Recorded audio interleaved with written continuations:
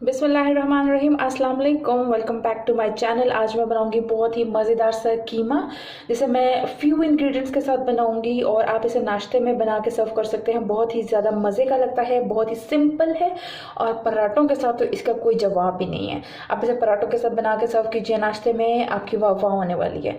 तो आइए इसको बनाते हैं with very few ingredients. So let's get started. अच्छा जी, इसके लिए सबसे पहले क्या किया, मैंने तकरीबन हाफ कप ऑयल गर्म किया और उसमें मैंने ये कीमा डाल दिया अपना।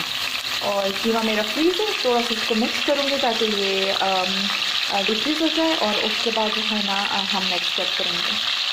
अच्छा जी, हमने कीमे को ना अच्छे तरीके से फ्राई कर लिया। अब इसमें 1 टेबलस्पून भर के यह है लहसुन और अदरक, और इसको भी अच्छे से इसमें पकाना है।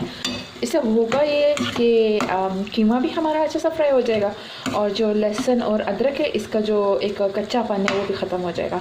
तो इसको भी अच्छा सा थोड़ी देर के लिए फ्राई करते हैं ताकि दोनों चीज़ें जो अच्छी तरीके से पक जाए।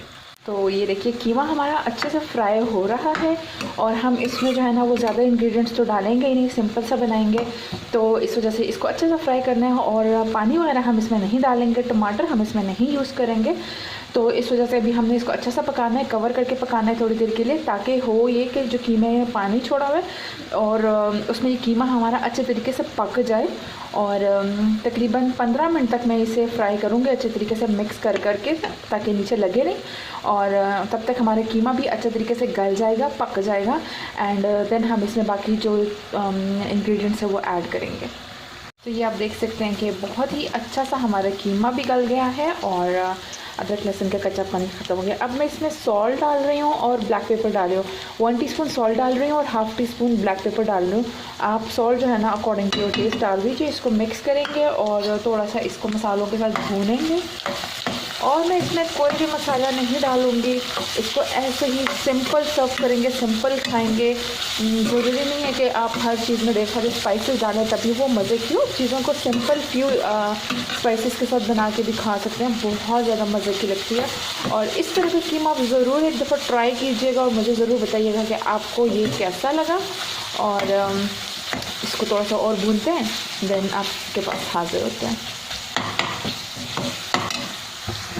तो लीजिए जी, हमारा ब्लैक पेपर कीमा बिल्कुल तैयार है। इसको डिश आउट करते हैं एंड देन आपको दिखाते हैं कि ये दिख कैसा रहा है।